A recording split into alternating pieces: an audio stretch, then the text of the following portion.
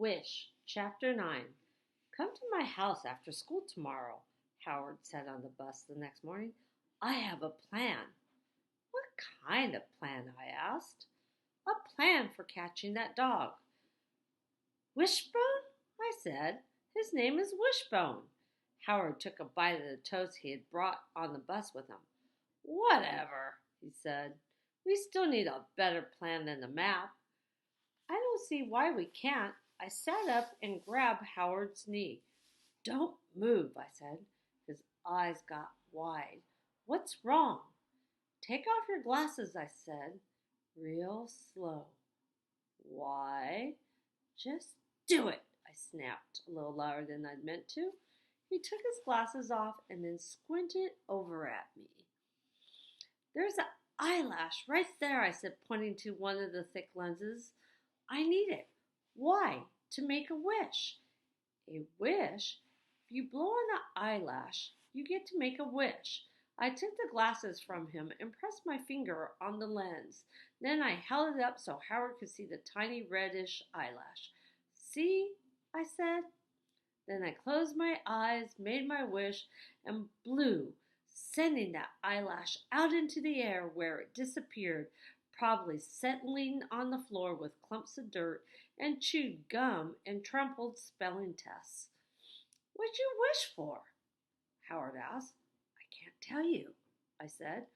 Why not? I flopped back against the seat and rolled my eyes. Geez, Howard, I said. What? I explained to him that if you tell your wish, then it won't come true. Everybody knows that, I added. Howard wiped his glasses with the end of his t-shirt and put them back on. I've made a wish every single day since 4th grade, I said. Howard bugged his eyes out at me. You must want a lot of stuff. I shook my head. No, just one thing, I said. I always wish for the same thing every single time. The minute I said that, I regretted it. I knew what he was going to say next, and sure enough, he did. Well, if you're making the same wish every time, it must not be coming true, he said. So what's the point? Seems kind of dumb to me. I felt my face turning red, and that familiar feeling of anger starting to churn in my stomach. Because someday it will come true, I hollered, making a bunch of kids turn in their seats and stare at me. Howard looked at me over the top of his glasses and said, Pineapple. I kicked his backpack hard, sent it sliding out into the aisle of the bus. I confessed to feeling a flicker of regret when some kids laughed at that. But Howard, he just picked it up, brushed the dirt off of it, and said, Pineapple Charlie. Remember? I held on to my mad feelings all morning, taking every opportunity I could to shoot razor-sharp glares at Howard or to bump into him real hard over by the pencil sharpener. I never should have told him about my wishing. I never told anybody, and now that I had, it did sound dumb. Why would anyone make the same wish every day if it never came true? Maybe I should give up. But then guess what happened? I looked at the clock and it was 11:11. I closed my eyes and made my wish. By the time I got home from school and my mad feelings about Howard were gone, and I was glad he had a plan to catch Wishbone. When I told Bertha I was going to his house the next day, she was tickled pink. She kept telling me how good I was to be friends with Howard because other kids were so mean to him. Even in church, she said. Can you believe that? I didn't tell her I sure could believe that, with the likes of Audrey Mitchell and that so-called church family. That afternoon, Howard dropped into the seat next to me and said, You can borrow my brother Lenny's bike. What for? So you can get home. Better than walking, he took a smashed bag of potato chips out of his backpack and emptied the crumbs into his mouth. I got a real good plan, he said, for catching Wishbone. And wasn't that just like Howard to go right on wanting to help me after I kicked his backpack and been mean to him like I had yesterday? So when the bus stopped at his house, I followed him and Dwight across the weed-filled yard up the rickety steps, past the ratty couch, and into that sad-looking house. When I stepped inside, I didn't know where to look first. A hamster cage on the coffee table, a drum set in the corner, stacks of books and magazines lining the walls, some kind of tree planted in a rusty bucket by the window. The floor was littered with blankets and pillows and shoes and board games and plastic bowls with popcorn kernels and pretzel crumbs in the bottom. The walls were covered with crayon artwork on construction paper and school papers with gold star stickers and nice job written at the top. I could see that Mrs. Odom's rutabaga trick with Howard's brother Cotton wasn't working too good because there were lots of drawings with colored markers along the bottom of the walls. Howard stepped over the pillows and stuff and motioned for me to follow him into the kitchen. Mama, he said, Charlie's here. Mrs. Odom turned from the sink and smiled the nicest smile. Well, hey. She wiped her hands on her apron and put her arm around my shoulder and gave me a little squeeze. Howard told me you're his backpack buddy at school, she said. And what about that wishbone dog? Then she started going on about how Gus and Bertha were so happy to have me here in Colby with them, and weren't the Blue Ridge Mountains heaven on earth. After that, she put a cake with pink and purple flowers in the cardboard box from the grocery store on the kitchen table and told us to have some. The next thing I knew, that little table was filled with boys pushing and poking and grabbing at that cake. They didn't even use plates or forks or anything. Just cut a slice and ate it right there, dropping crumbs on the floor, and Mrs. Odom didn't seem to mind one bit. The oldest boy was Burl, the only dark-haired one, loud talking and friendly-faced, with the shadow of a mustache over his lip. Next was Lenny, in a grease-stained t-shirt. His freckled arms were long and skinny, and he kept punching Dwight and elbowing Burl. Next came Howard and Dwight, who were only a year or two apart and could have passed for twins, except Howard wore glasses and had that up-down walk. And the youngest was Cotton, dirty-faced and sticky-fingered, legs all covered in scrapes and bruises and band-aids. Mrs. Odom gave us water in paper cups and made the rounds kissing and hugging each of those boys. It didn't take a good genius to know that Bertha had been right about the Odoms and their good hearts. I don't know why, but I felt shy and out of place in there with the noise and energy bouncing around and sheer goodness clinging to the walls of that house. Howard and I sat on the couch on the porch, and he told me about his plan to catch Wishbone. He had it all written down in a notebook, and even had pictures drawn with colored pencils. Do you think it will work? I asked. Sure, Howard closed his notebook and hugged it to his chest. Then we sat in silence watching Lenny and Cotton filling a plastic bucket with rocks and dragging it to the side of the yard where they were building some kind of wall. Dwight rode his bike round and round the yard, stirring up clouds of red dust while Burl hollered at him to stop because he was trying to change the oil in his truck. Then me and Howard decided to look for Wishbone some more. So we spent the rest of the afternoon tromping through the woods, wandering up and down the side of the road, but finally gave up.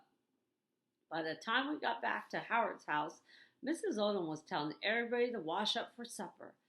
Stay and have supper with us, Charlie, she said. Before I could say anything, Mrs. Odom added, I'll call Bertha and see if it's okay with her. Mr. Odom's driving a load of lumber over to Charlotte, so you can sit right there in his chair. So we sat at the table, and before I knew what was happening, Howard grabbed my right hand and Dwight grabbed my left, and they all bowed their heads while Burl said the blessing. He thanked the Lord for nearly everything under the sun, including the deviled eggs on the plate in front of him. Then everybody said, Amen, and dove into that food like they hadn't eaten in a week. Mrs. Odom kept jumping up to get more pork chops or pour some more milk, and seemed like she couldn't walk by one of those boys without patting their shoulders or kissing the tops of their heads. I tried to imagine taking Howard to my house back in Raleigh. so quiet and dark. My school papers would not be taped on the wall, and Mama would not kiss me on the top of my head. There wouldn't be any cake with pink and purple flowers. If Howard stayed for supper, he and I would eat pork and beans or potato chips or a bologna sandwich in front of the TV, and nobody would say the blessing. When it was time for me to leave, I thanked Mrs. Odom, climbed on Lenny's bike, and set off for home. As I pedaled up the road, I turned and glanced back at the Odom's house. I remember that first day on the school bus when I'd seen it and thought it was so sad looking. And I pictured all those boys in that little kitchen getting loved on by their mama. And that house didn't look one bit sad anymore. End of chapter 9.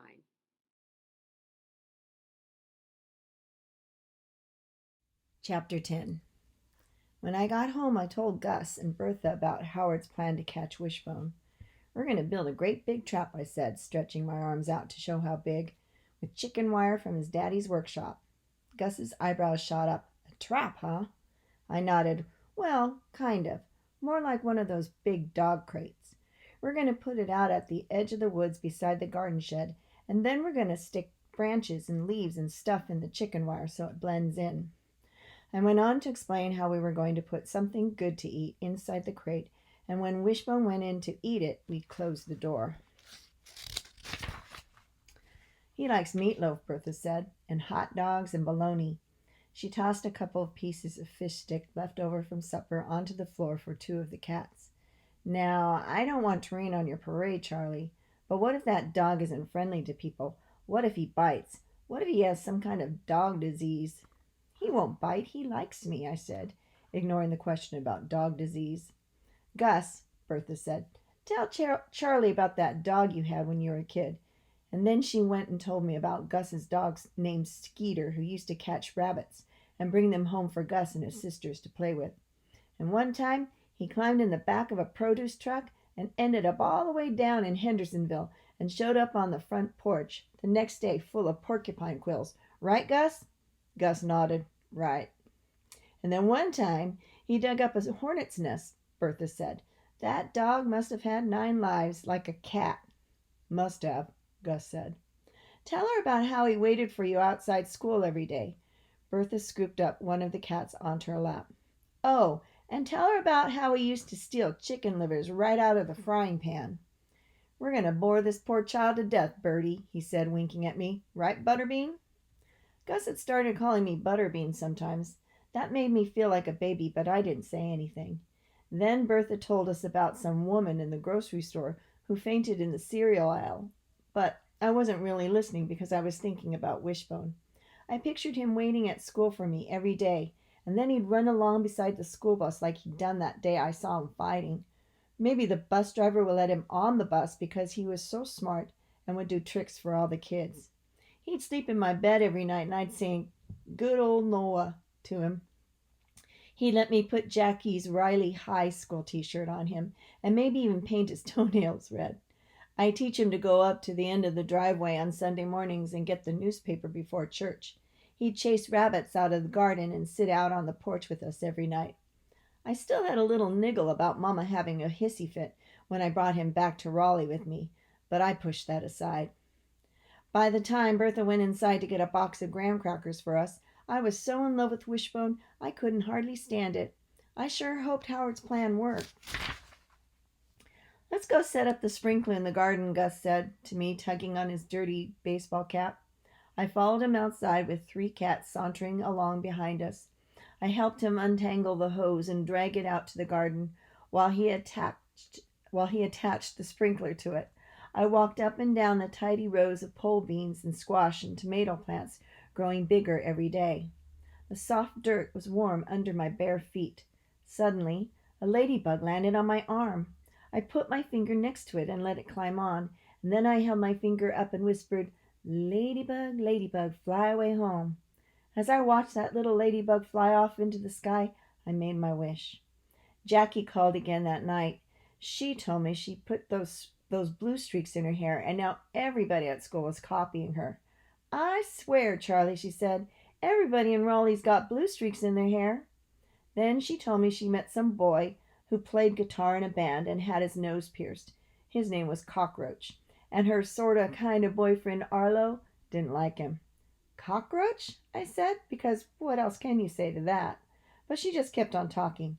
She couldn't wait to graduate and kiss that school goodbye.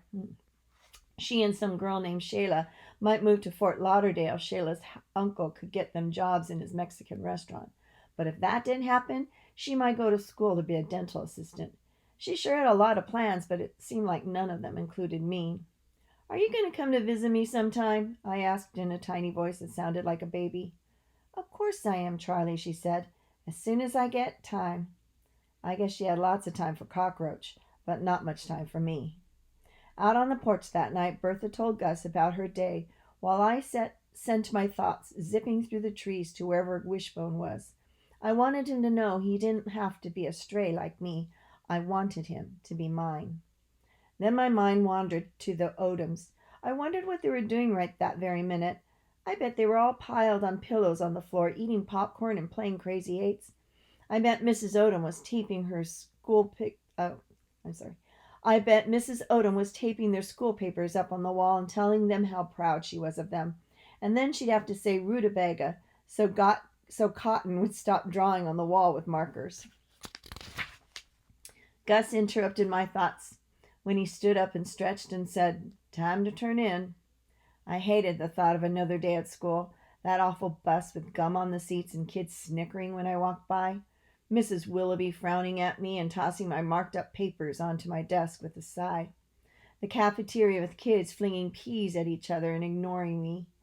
There was only a few more weeks of school left, but it felt like 100 years to me. There was no doubt about it. I needed Wishbone more than ever.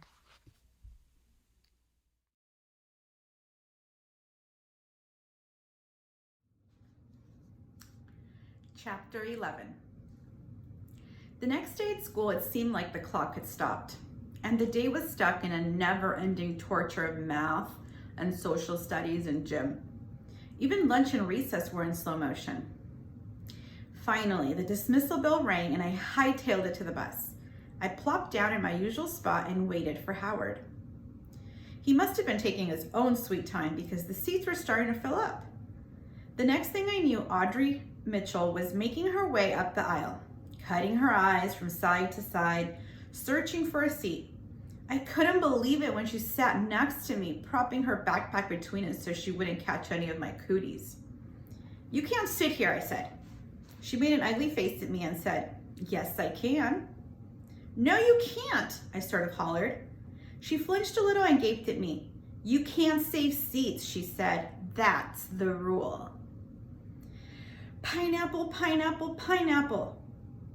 But Howard's dumb trick didn't work because the next thing I knew, I had shoved her right off the seat and into the aisle.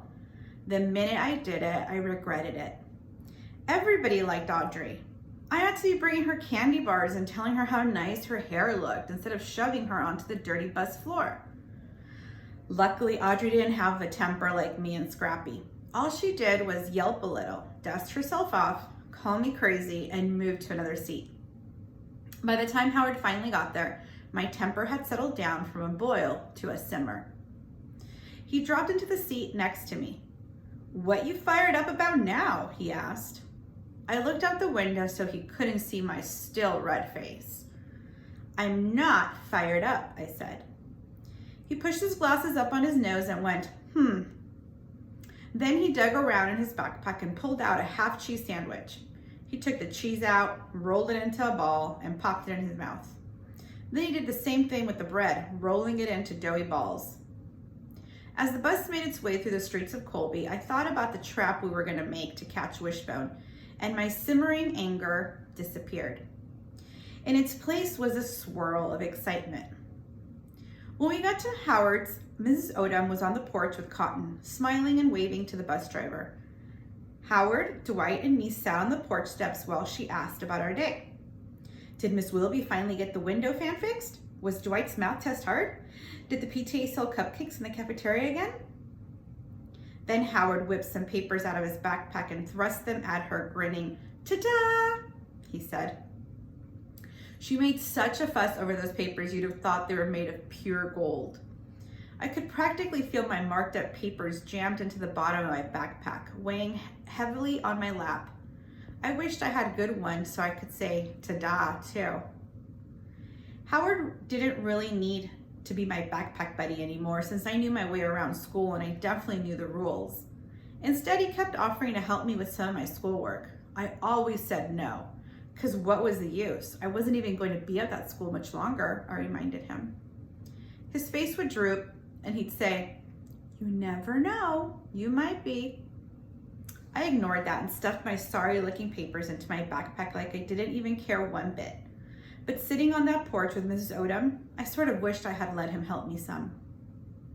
After we had banana pudding for a snack, me and Howard went straight back to the ramshackle garage behind his house.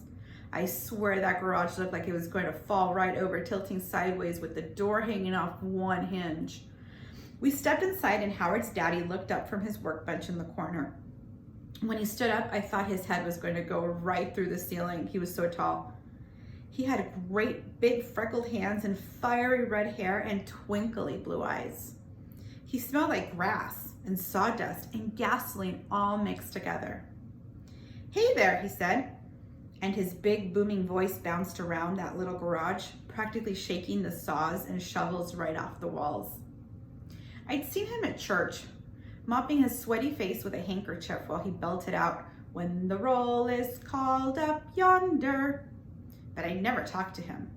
While most folks were drinking coffee and chit-chatting in the fellowship hall, Mr. Odom and some of the other men were outside inspecting each other's truck engines or watching teenagers play basketball in the parking lot.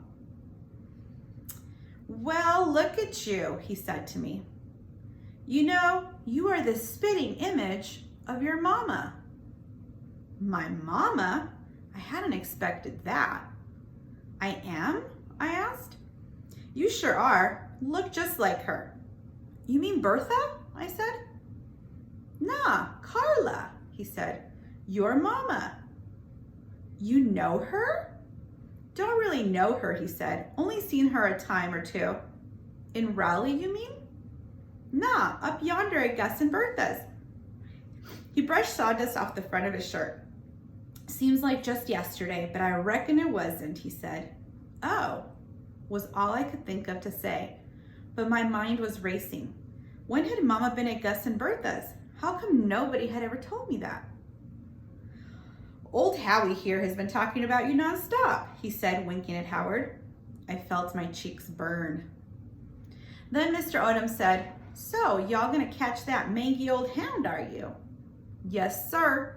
That mutt's a rascal, I can tell you that. Been chased away from every chicken coop and garbage can in Colby." "His name is Wishbone," Howard said. Mr. Odom chuckled. "Well, that's a fine name." "He likes me," I said. "Charlie's gonna keep him," Howard said, "but we have to catch him first." So Mr. Odom showed us how to staple chicken wire to wood and how to screw on hinges for a door. And before long, we had a trap perfect for catching a dog. When Burl got home from his job pumping gas, he helped us load the trap into the back of his truck and drove us to Gus and Bertha's. My thoughts kept flitting around all over the place, sometimes thinking about Wishbone and sometimes thinking about Mama being up there at Gus and Bertha's. But Burl played the radio so loud, none of my flitting thoughts had a chance to settle down in one place. When we got to Gus and Bertha's, we set the trap up by the bushes at the end of the yard. While me and Howard gathered leaves and branches to stick through the chicken wire, Bertha kept Burl busy with all her questions. Did he think his mama would like some pickled okra from the garden when it was ready? Was Lenny still in the marching band? Had his grandmama had hip surgery yet? Burl said, "Yes, ma'am. No, ma'am. Yes, ma'am." Finally, me and Howard finished, and I swear you couldn't hardly see the trap nestled there in the bushes. I ran inside the house and got the pie tin of table scraps I'd been saving. A piece of bacon, a biscuit, some tuna casserole. I pushed the pie tin way back into the corner of the trap and said, "Okay, now all we have to do is wait."